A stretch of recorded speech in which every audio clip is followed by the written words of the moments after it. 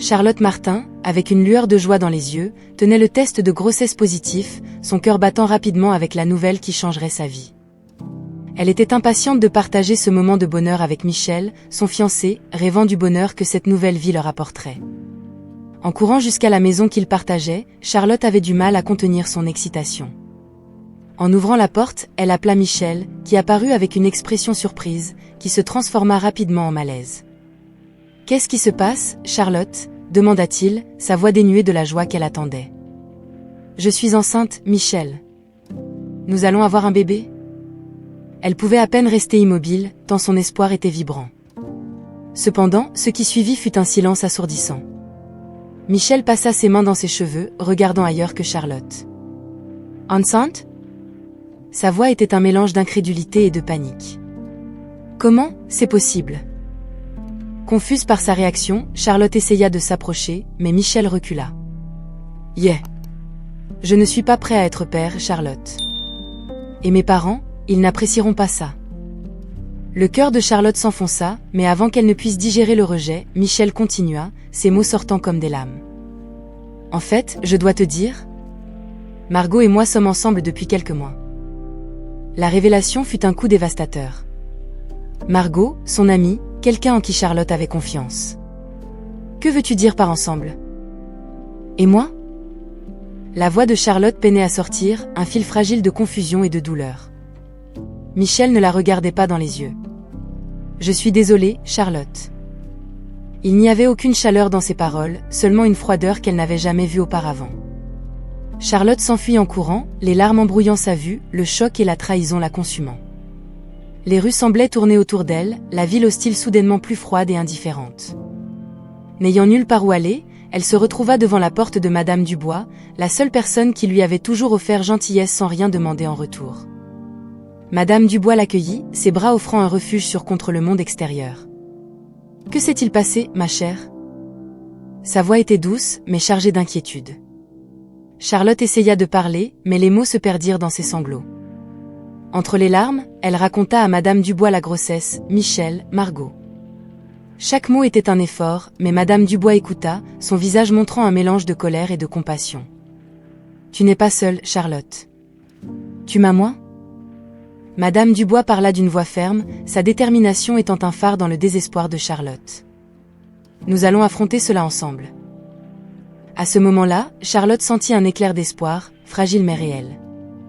La bonté de Madame Dubois était un rappel que même dans les moments les plus sombres, il y avait de la lumière à trouver. Et ainsi commençait un nouveau chapitre de sa vie, pas comme elle l'avait prévu, mais avec la promesse d'un nouveau départ, aussi incertain soit-il.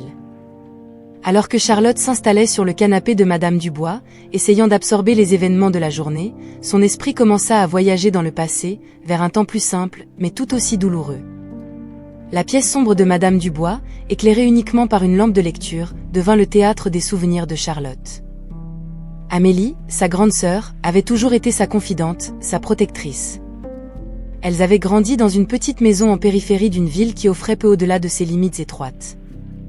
Leur père, un travailleur infatigable, avait été le pilier qui maintenait la famille unie, jusqu'à ce jour fatidique d'octobre où un accident de voiture lui avait volé la vie, laissant un vide jamais comblé. La perte avait dévasté la famille, mais c'était leur mère qui avait subi la transformation la plus dramatique. Incapable de faire face à la douleur, elle s'était tournée vers l'alcool, cherchant au fond des bouteilles un oubli qui n'arrivait jamais. Les nuits étaient devenues une symphonie de pleurs et de lamentations, Amélie et Charlotte se recroquevillant dans leur chambre, ne désirant que la paix d'un sommeil sans interruption. Amélie avait pris le rôle de mère et de père, s'assurant que Charlotte était nourrie, habillée et prise en charge. « Un jour, nous partirons d'ici, Charlotte. Nous irons à New York, et tout sera différent, » murmurait Amélie pour elle, ses projets pour l'avenir aussi vastes et lumineux que les étoiles qu'elle voyait rarement depuis la fenêtre de leur chambre. Quand Amélie partit enfin, emportant avec elle des promesses de retrouvailles à New York, Charlotte se sentit comme si une partie d'elle était aussi partie.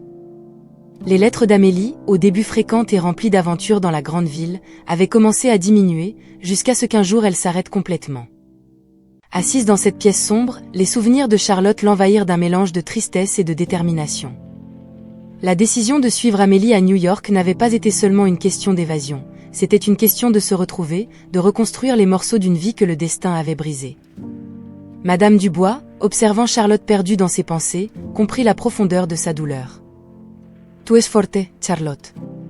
Plus forte que tu ne le penses, lui dit-elle, sa voix un doux réconfort parmi la tempête d'émotions de Charlotte.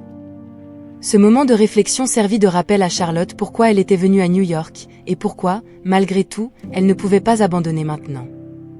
Amélie avait rêvé d'un nouveau départ pour elle deux, maintenant, c'était à Charlotte de se battre pour ce nouveau départ, non seulement pour elle-même, mais pour la famille qu'elles avaient été et pour les promesses non encore tenues.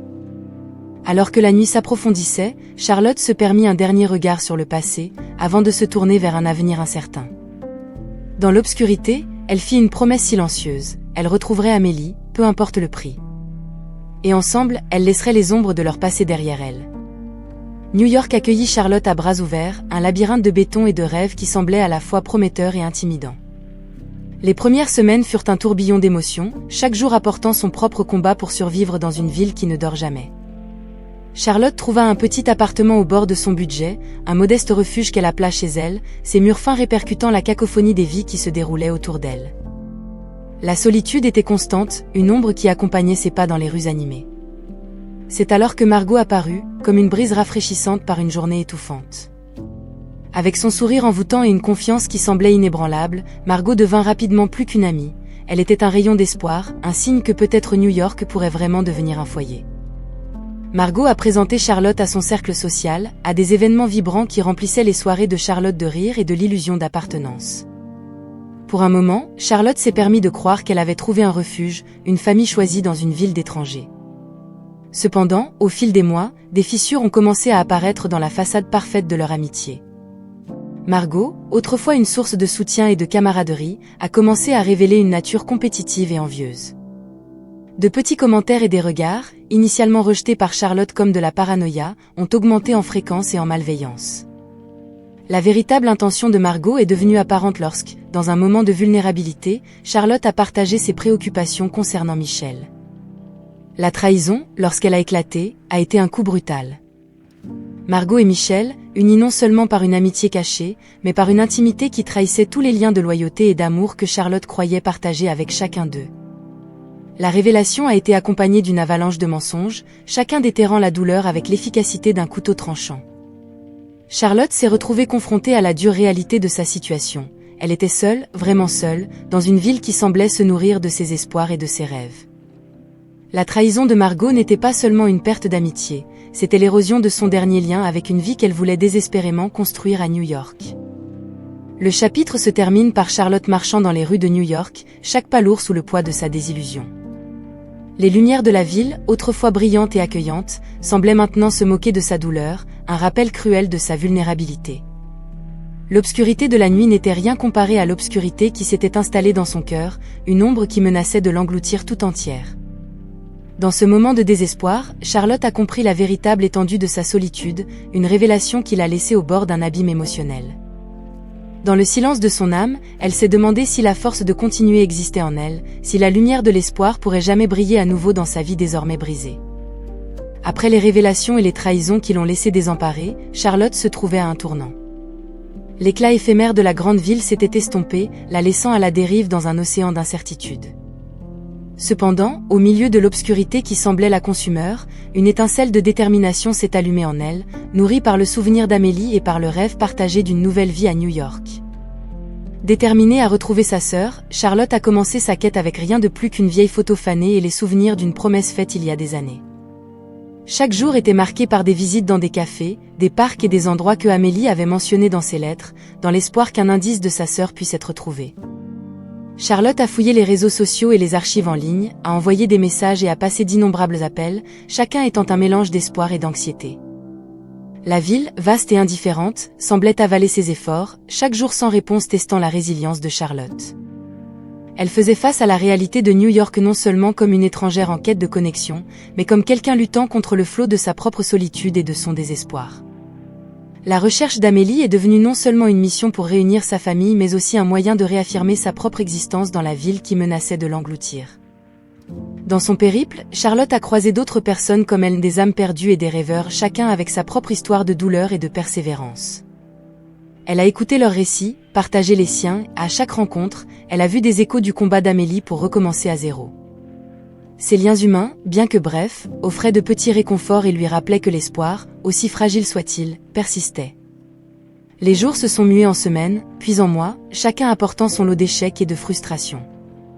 Mais c'était la profondeur du lien entre Charlotte et Amélie qui l'a maintenue en mouvement, la conviction inébranlable que, contre toute attente, sa sœur pourrait être retrouvée. Et puis, alors que les possibilités semblaient s'épuiser et que l'espoir de retrouver Amélie s'amenuisait, une rencontre fortuite a tout bouleversé. Une piste, mince mais significative, est sortie des ombres de la ville, un lien ténu entre le passé d'Amélie et le présent de Charlotte.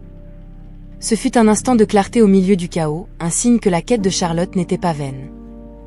Fortifiée par cette découverte, Charlotte a redoublé d'efforts avec un nouvel enthousiasme.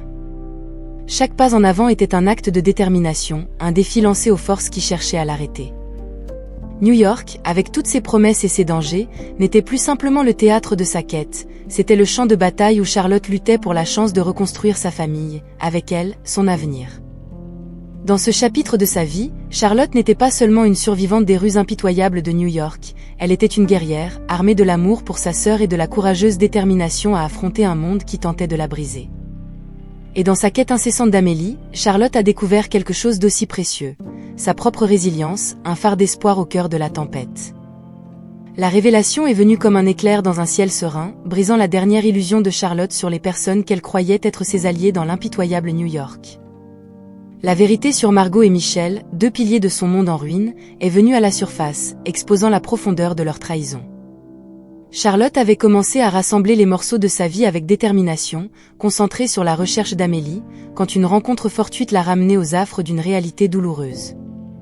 Dans un café local, un endroit qu'elle fréquentait dans l'espoir de trouver quelque réconfort dans les petites routines, Charlotte a entendu une conversation qui n'était pas destinée à ses oreilles. Margot et Michel, enchevêtrés dans leur propre arrogance, révélaient les détails de leur plan. Les paroles de Margot étaient comme du poison, chaque syllabe empreinte de jalousie et de mépris. Charlotte n'a jamais vraiment compris. Michel était trop pour elle dès le début, disait-elle, avec un rire glacial. Michel, quant à lui, ne montrait aucun remords, seulement une satisfaction égoïste à entendre les éloges de son astuce pour manipuler à la fois Margot et Charlotte. Le plan, comme Charlotte l'a douloureusement appris, n'était pas simplement un caprice du moment, une trahison née de l'opportunité. Il avait été méticuleusement conçu, avec Margot alimentant les incertitudes de Michel sur l'engagement et la famille, et Michel, à son tour, profitant de la confiance et de l'amour de Charlotte. Ils se voyaient comme des conquérants, naviguant dans les complexités des relations humaines avec la froideur d'un jeu d'échecs. Charlotte, cachée dans l'ombre d'une colonne, ressentit une vague de nausée et de colère. La douleur de la trahison était aiguë, mais la révélation de la préméditation et du plaisir que Margot et Michel avaient trouvé dans sa douleur fut le coup final.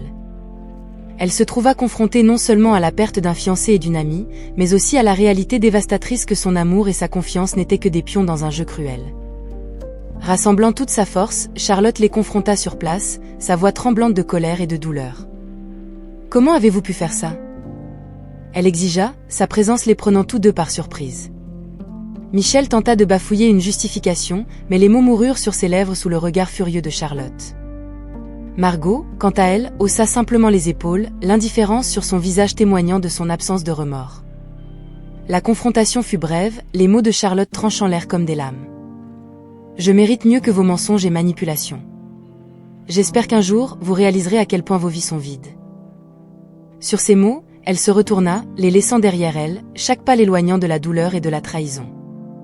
Ce moment marqua une rupture définitive, non seulement avec Michel et Margot, mais aussi avec la personne qu'était Charlotte avant de découvrir le vrai visage de la trahison.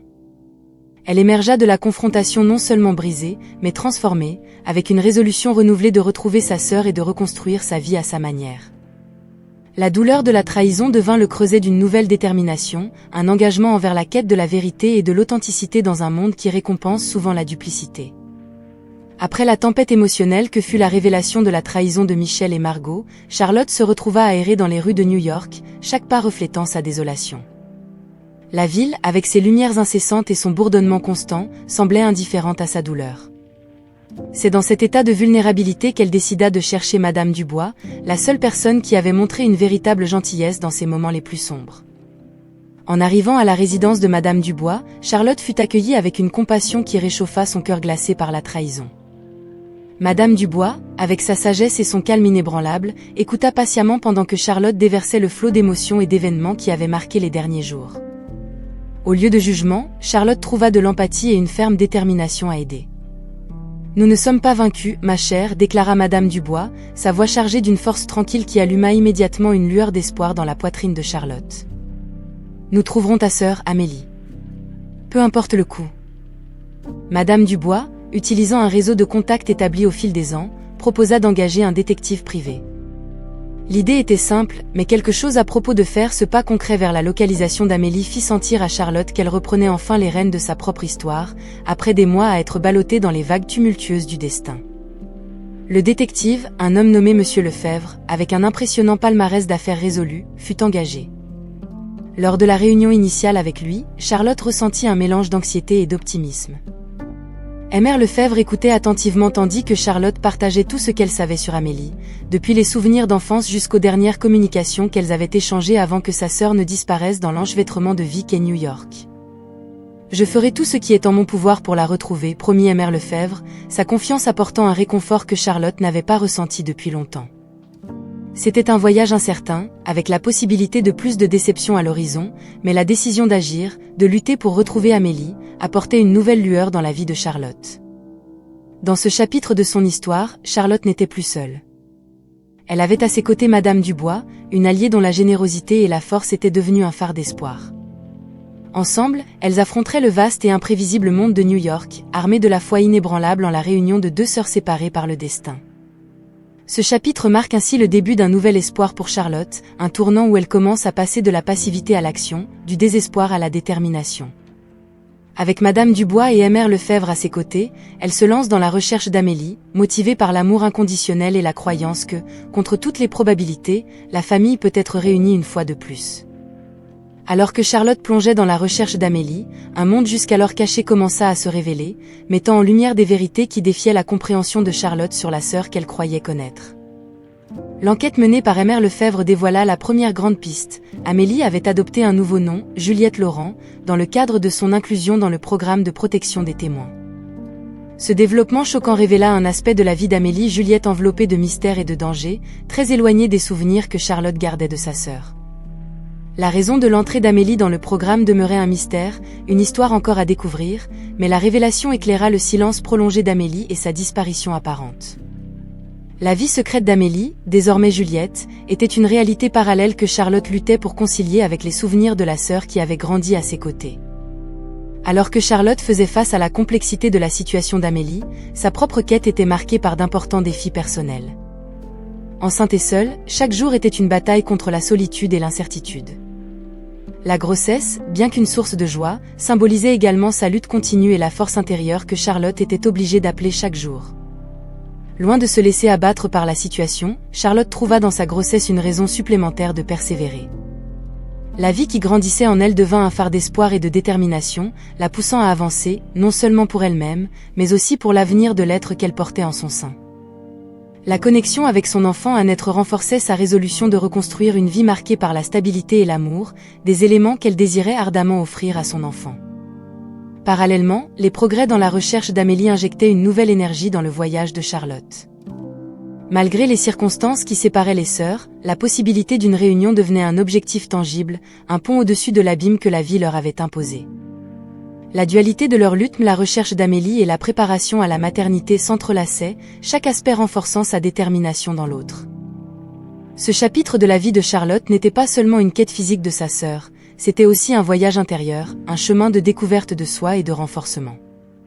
En affrontant les défis de sa grossesse seule et en démêlant les mystères entourant Amélie, Charlotte franchissait en fait un seuil personnel, passant de la vulnérabilité à une force et une maturité qu'elle n'avait jamais cru posséder.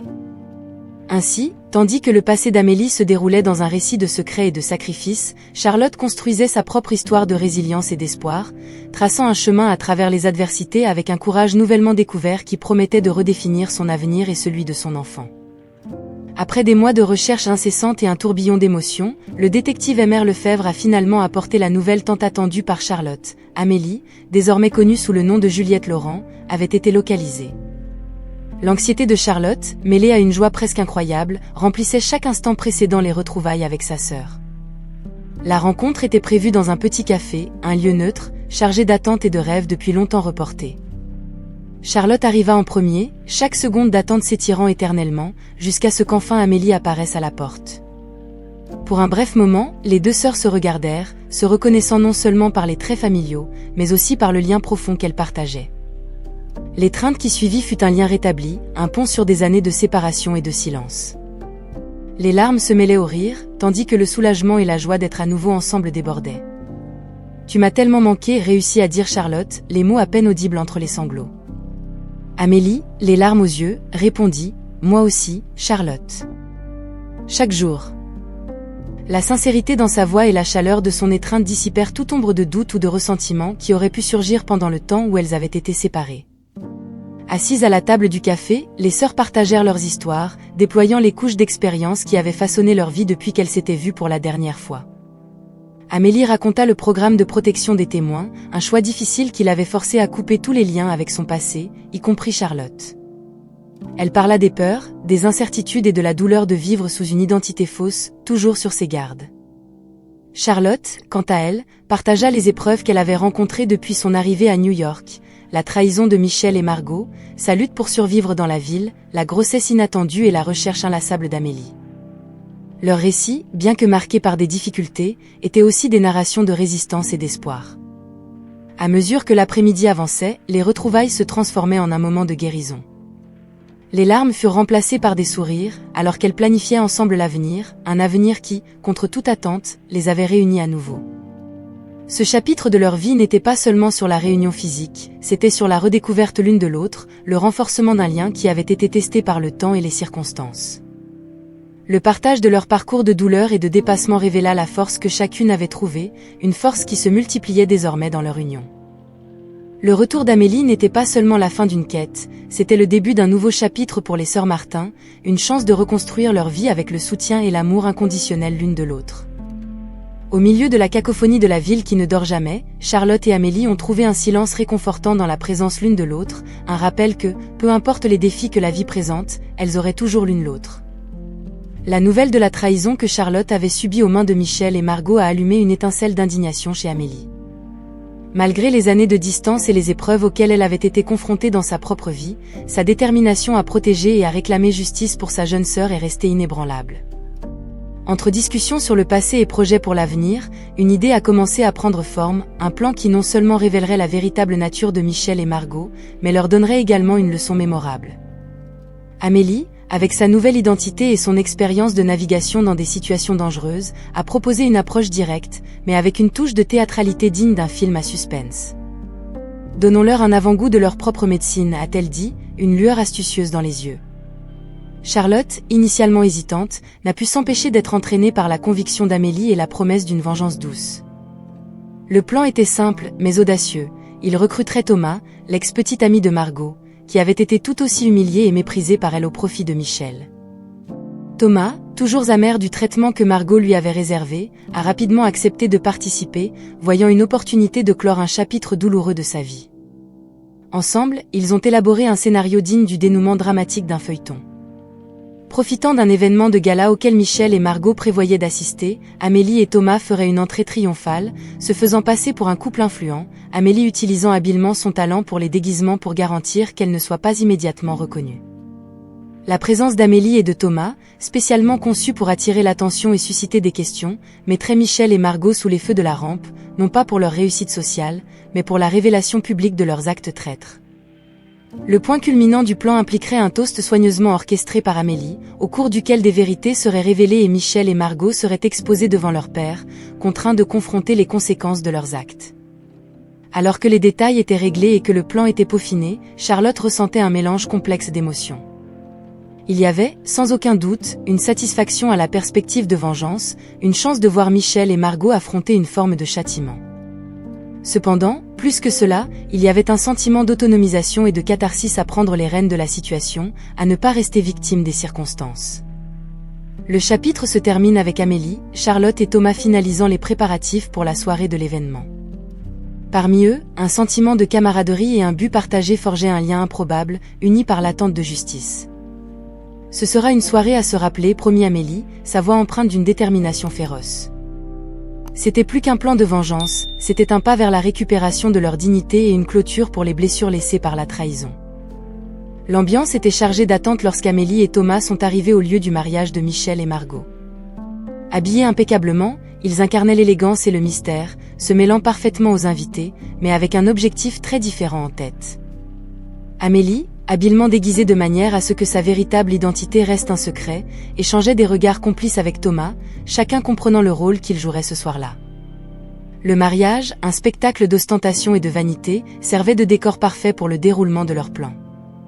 Amélie et Thomas, se déplaçant avec assurance parmi les invités, suscitaient la curiosité et l'admiration, semant subtilement des doutes et des suspicions sur leur véritable identité.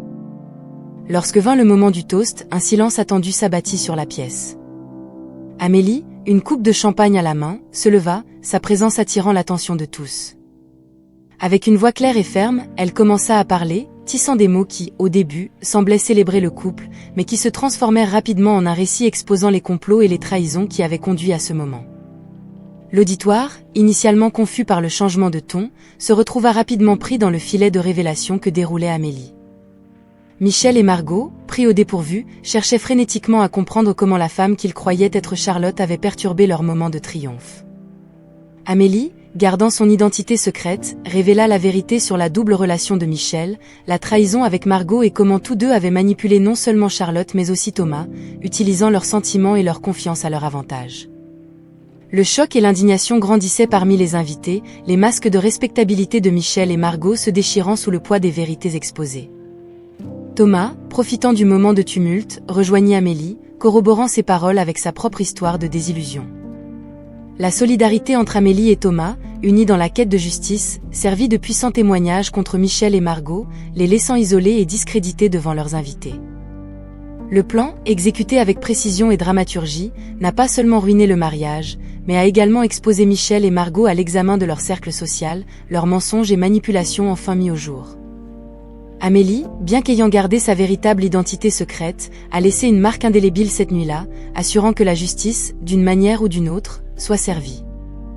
La soirée s'est terminée dans le chaos, avec le mariage annulé et Michel et Margot faisant face aux conséquences de leurs actes. Amélie et Thomas, ayant rempli leur rôle en tant qu'architectes de ce dénouement dramatique, se sont retirés discrètement, laissant derrière eux une traînée de révélations qui changerait à jamais la dynamique entre les personnes impliquées. Ce chapitre, plein de tensions et de rebondissements, a non seulement offert une conclusion cathartique à Amélie et Charlotte, mais a également réaffirmé la croyance en la justice et en la vérité, peu importe à quel point elles peuvent sembler inatteignables. Le silence qui a suivi le départ d'Amélie et de Thomas fut brisé de manière spectaculaire lorsque la vraie Charlotte entra dans la salle, sa présence capturant immédiatement l'attention de tous les invités restants. La confusion était palpable, des regards échangés entre les présents essayant de comprendre comment la femme qu'ils avaient vue quelques instants auparavant, protagoniste d'un scandale si dramatique, pouvait être là, clairement distincte de celle qui avait parlé si courageusement contre Michel et Margot. Charlotte, avec une sérénité qui démentait le tumulte autour d'elle, se dirigea vers le centre de la salle. Sa voix, quand elle parla enfin, était ferme, chaque mot chargé du poids de la vérité et de la justice si ardemment recherchée.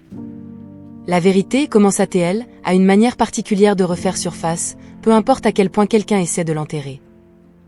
Alors que la réalité de la situation se dévoilait, Michel et Margot, déjà secoués par les révélations précédentes, faisaient maintenant face à un nouveau niveau d'humiliation. La vraie Charlotte, devant eux, n'était pas seulement la preuve vivante de leur duplicité, mais aussi un symbole de la résilience et de la détermination qu'ils avaient sous-estimée. Amélie, revenant discrètement dans la salle avec Thomas, rejoignit Charlotte, offrant une explication sur le plan complexe qu'ils avaient exécuté. Ce n'était pas seulement pour la vengeance, clarifia Amélie, son regard fixé sur Michel et Margot, mais pour la justice. Pour montrer que la vérité et l'intégrité comptent, que les actions ont des conséquences. Le grand retournement de situation de la soirée, cependant, restait à révéler. Charlotte, avec une main posée affectueusement sur son ventre visiblement enceinte, partagea avec les présents la nouvelle selon laquelle elle attendait des jumelles. L'annonce, venue après le chaos et la révélation, symbolisait bien plus qu'un nouveau départ pour Charlotte, c'était une célébration de la vie, de l'espoir et de la force inébranlable des liens familiaux. La nouvelle des jumelles fut accueillie avec un mélange de surprise et de joie, un rappel poignant que, même dans les cendres de la trahison et de la désillusion, de nouvelles vies et de nouvelles histoires étaient sur le point d'éclore. Pour Charlotte, ce moment n'était pas seulement une opportunité de partager sa joie, mais aussi de réaffirmer son engagement envers un avenir construit sur l'honnêteté, l'amour et le respect mutuel. Michel et Margot, confrontés à la magnitude de leurs actions et à leurs conséquences, ne faisaient pas seulement face à l'humiliation publique, mais aussi au poids du remords et de la perte. Ce qu'ils avaient considéré comme un jeu de manipulation et de contrôle s'était retourné contre eux, les laissant isolés et discrédités. Le chapitre 11, plein de révélations et de rédemption, n'apportait pas seulement la justice pour Charlotte, mais marquait aussi le début d'un nouveau chapitre dans sa vie. Au milieu des ruines de relations brisées et de trahisons exposées, Charlotte, Amélie et Thomas ont trouvé un terrain d'entente dans la recherche de la vérité et la célébration des liens indissolubles qui les unissaient. C'était un nouveau départ, non seulement pour Charlotte, mais pour tous les intéressés, un rappel que, finalement, la vérité et l'amour l'emportent sur la duplicité et la malhonnêteté. Le soleil du matin inondait la ville d'une lumière dorée, promettant un nouveau départ après la tempête d'événements qui avait impliqué Charlotte, Amélie et Madame Dubois. Réunies dans un petit appartement chaleureux que Charlotte appelait désormais chez elle, les trois femmes se retrouvaient pour célébrer non seulement la chute de Michel et Margot, mais aussi l'arrivée imminente des jumelles, symbole vivant d'espoir et de renouveau.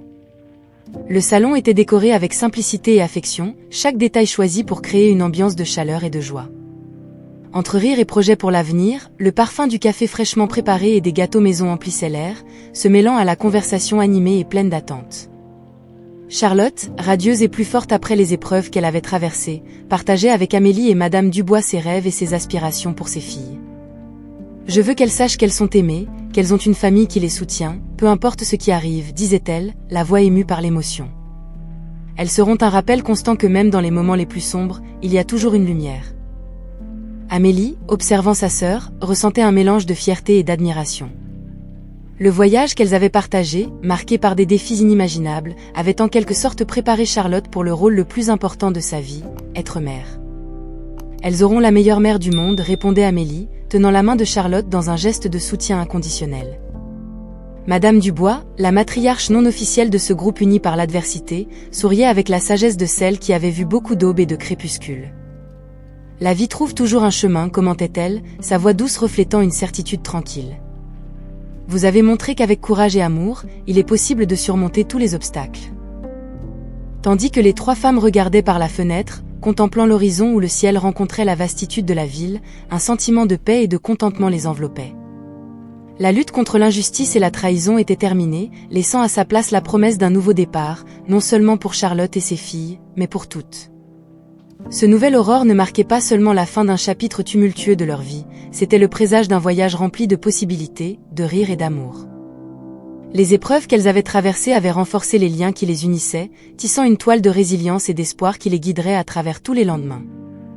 Le chapitre final de l'histoire de Charlotte, Amélie et Madame Dubois est une célébration de la vie, une affirmation de la force de la famille et un message d'espoir et de renouveau.